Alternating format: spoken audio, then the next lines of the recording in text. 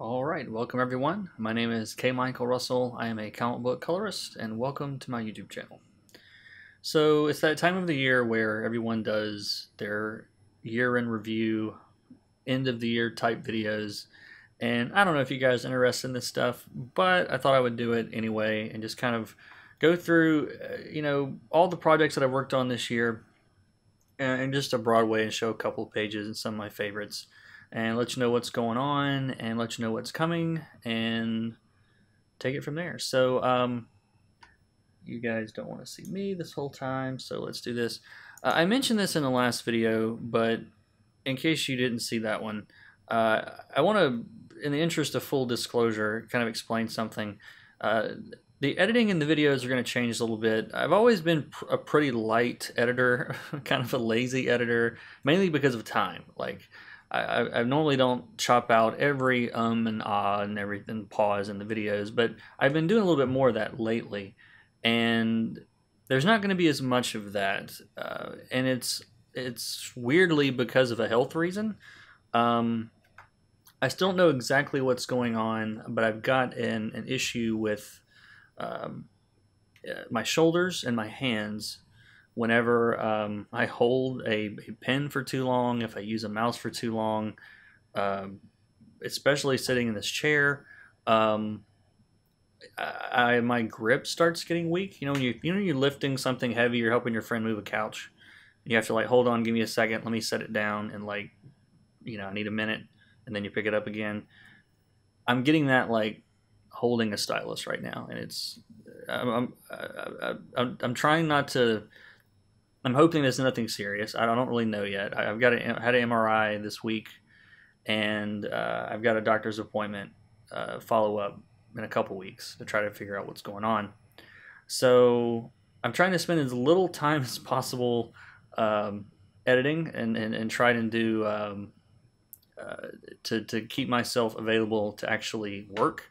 So like I said, it's a little scary. If you notice a few more ums and ahs and pauses, and these videos aren't quite as clean as you used to lately, I apologize, but it's for it's for the good of my hands and arms right now, and I know it's a weird problem to have. Like I said, hopefully we figure it out soon, and this won't be a problem. But now that that's out of the way, um, so first project this year was I was actually wrapping up this in January, and it's the life and times of Sir Wilfrid Laurier, I believe is how that is pronounced, and it was a massive graphic novel.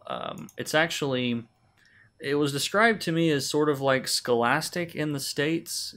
Scholastic, the book fair people, they do educational books and stuff. So this huge graphic novel, it was 80 80 pages, maybe 70 pages. I don't remember. It was a lot, but it's gonna be it's a kid's book. I say kids, like grades 9 through 12, and I'm really excited about that to work on something that is going to be seen by that many people. And I think the digital version is going to be free on their website, which is kind of cool. So it's sirwilfridlaurier.com is the website, and I don't think it's live yet. You got to sign up. I don't know. I haven't actually tried it yet, but maybe it's available. Who knows? Try it out. We'll see. But this is one of my favorite pages from this book. It was very simple. Um, really, really simple. Just cool palette until he falls in this panel, and we get that jarring, warm color all of a sudden, and then we had a flashback in this little panel here. But I just really liked the way that panel turned out, and the artist Kyle did an amazing job with so many panels, and it still flows really well. And so yeah, I don't think I ever got to show any of this while I was working on it, and maybe I'm not supposed to show this now, but it's just a page. Hopefully they don't kill me. And this was a book called Slight. This was the first time I was working with oh, his name is left me, Rob Guillory from Chew. I can't believe I forgot his name for a second. But you guys know Rob's work from Chew. He did that image for years, and so I got to do this as a movie tie-in. The first time I've ever got to work on one of those. The movie was also called Slight, and it's about a street magician, and yeah, I don't know if it was in theaters here, so I didn't get to see it, but I need to find that on Blu-ray or something and check it out. But it was really fun working with Rob. I hope we get another chance to do that again someday. And Glitter Bomb, of course. There's that was the big mini series that we did this year, and this is one of my favorite panels. I just like the way that it turned out. This is also one of the first pages where I was really playing around with using mask and layers, and all this stuff is actually completely separate layers. And so yeah, you can see how that gets built up here. But really fun book. I love working with Jabril and Marshall's the letterer and Jim Zub's writing it, and hopefully it does well enough that we can keep doing this and do it again next year. So yeah, there was that. And Postal, this is my favorite panel from Postal. It's just a headshot, but I like the way that there's a very subtle kind of bounce light going on over here, and I just like the way that panel looks. Funny story about this one. I had used this for an ad for my course at one point, and it was rejected by Facebook because of religious iconography or religious imagery. This isn't Jesus or God, but it kind of looks like what we think God looks like. A lot of people think God looks like. So anyway, I had to change the picture and choose a different ad, but one of my favorite panels. It's a simple one. I'm finishing the last issue now of the regular issue. Postal number 25 will be the last issue. There will be like an epilogue, two epilogue one-shot books, Postal semicolon Mark and Postal Laura. I think it's the mother. It's Laura or Maggie. It's one or the other. So it's getting like a double epilogue.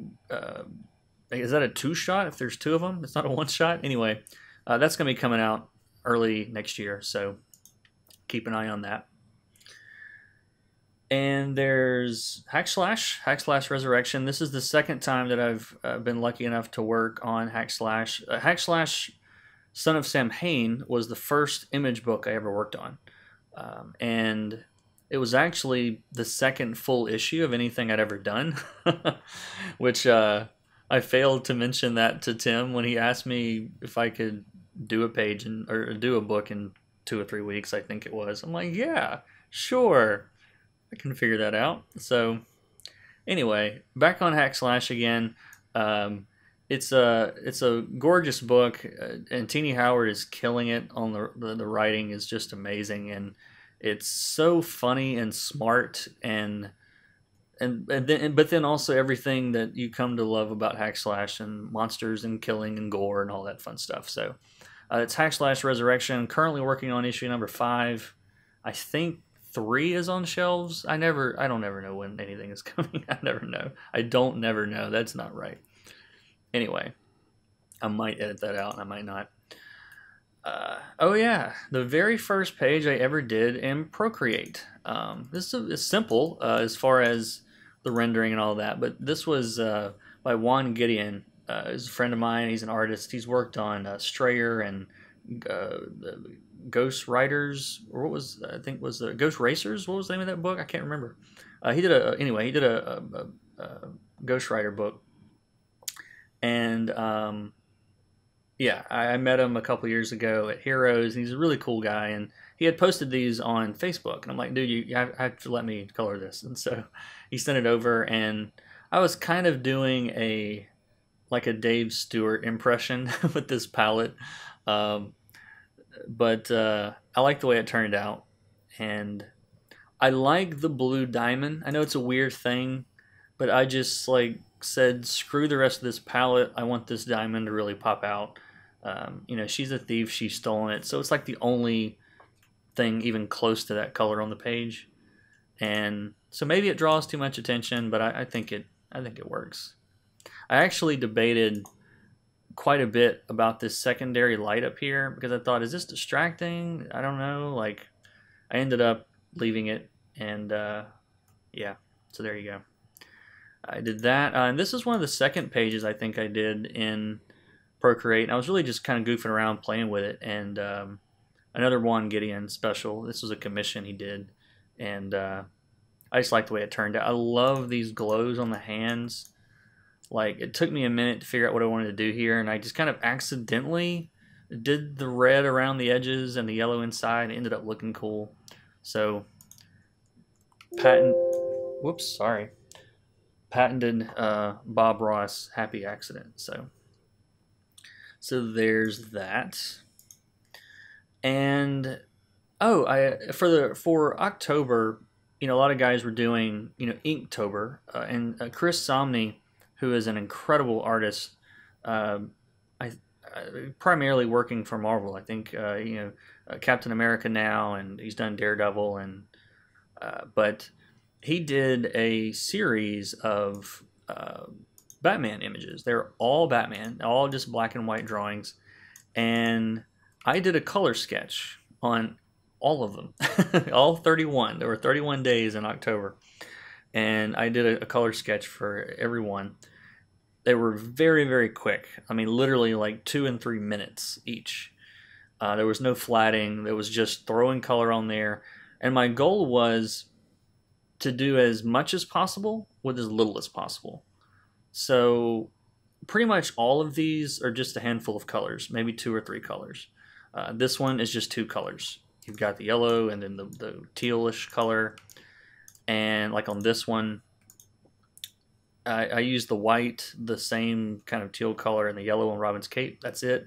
Kind of framing them with this white rim light around here. Of course, he did a good job of that in the inks without my help, but it was a cool exercise. I tried to, like I said, keep it as fast as possible. One brush. I didn't really change brushes or anything, and the most I spent on one was maybe 5 minutes, and I really like how they turned out. If you want to see like all 31, if you go to my website, comiccolor.com, which is different from my coloring course site, which you see at the top that way. So coloringcomics.com is where you go for my coloring courses, and comiccolor.com is 2 words, comic color, spell it all out. That's like my portfolio and blog and all that stuff. And you can, I never talk about it on this channel for some reason, but you can see all 31 of those on the website. And there's a couple more of these. I showed you that one. This one I liked a lot. It's Batman and Ra's al Ghul. And I kind of like I kind of did it accidentally and then decided on a backstory afterward. But like the white light that's on Batman, I did no highlights on Mr. Al Ghul, and it's like he's such a ninja, the light doesn't even hit him or something. I don't know. That's what I was thinking, or maybe I just forgot to do highlights. But that's my story. This was the one I think that I spent the most time on, and there was a lot more colors in this one. But warm background, far background, cool foreground. It's simple, but I think it works. I really like the way this turned out. It's actually my favorite one. So I probably should have spent more time on more of those. And then this was a commission. I don't even remember who it was for, and I'm sorry about that if you're watching, but just a character he had created that was a fire wizard, and I was really playing around with like atmospheric light and bounce light and the light from the fire, and all this stuff's on separate. It's on its own layers. You can see I can turn off that light behind him, or that glow, or this glow, and all this stuff. So I was just using separate layers for each color. And I like how it turned out. I was really, really pleased with it. And so what else happened this year? There was, like iPad happened, Procreate happened. That was unexpected. You guys that have watched the channel have heard me go on and on about that. But it's become a big part of my workflow, and which kind of works out because, like I said, this chair sitting here with a mouse doesn't feel good for me right now. So using the iPad and my recliner, propped up with pillows and everything, I'm a lot more comfortable. So and someone had asked a while back, they wanted a picture of me doing that to see what my posture was like, because they were having a similar problem. But I I haven't done that yet. I'll have to give you guys a picture at some point. What else happened this year? My coloring course went live. My second one went live. So if you haven't checked that out, you hear me talk about it at the end of most videos. But if you go to coloringcomics.com, you will see all of those. My first course has been online for almost 4 years, coming up in May, and finally got a second course up this year a couple months ago. And thank you to everybody that signed up. The response has been incredible and has been just totally blown my mind. And thank you if you have signed up. I appreciate it. And if you want to just check it out, there's free lessons. Like there's 2 or 3 or 4 free lessons. I can't remember. You can just sign in and check them out, see how it works. It's much more detailed. Someone asked me the difference in YouTube and the course. It's step by step, each step of the way. You know what I mean? And I explain everything that I'm doing in depth. So in Photoshop, on YouTube, you know, it gets to be too much going into that kind of detail in every single video. So I mean, granted, there's still a lot of material on YouTube. It's 150 something videos. So, but the course is like a curriculum. You know, it takes you through each step of the way. So, but be sure to check that out if you're interested in that kind of stuff. And have I missed anything? Let me check my list of. Yeah. So like this year, to give you guys a frame of reference here for me. So in 2014, that was the first year that I ever started coloring. I did 215 pages, which is not a lot. It seemed like it at the time, but relative to some, it's not. In 2015, I did 178. 2016, I did 300, which was a big jump. And this year, it'll be 435. And so almost averaging 2 issues a month, which is about as much as I want to work on coloring. So between that and the YouTube, that's a good amount for me. So I don't know if I'll hopefully do about that much next year. That's the goal anyway. So, and as for what's coming in 2018, I don't have a ton of stuff lined up. I have a unannounced series at Top Cal that I can't talk about yet because it hasn't been announced yet. That is it's going to start as a mini series that might turn into a monthly depending on how the sales do. I don't think I can say anything about it, so I'm just not going to. And I'm also working with some guys on a Kickstarter for a book called Mitch Hammer. That working on the 2nd and 3rd issues of that. There's still one more issue of Hack/Resurrection number 6 that'll be done early 2018. I hope to get some more like superhero portfolio work done. I don't have enough like spandex in my portfolio. So if you're gonna do anything from Marvel or DC, they probably want to see some superheroes. So I should work on that.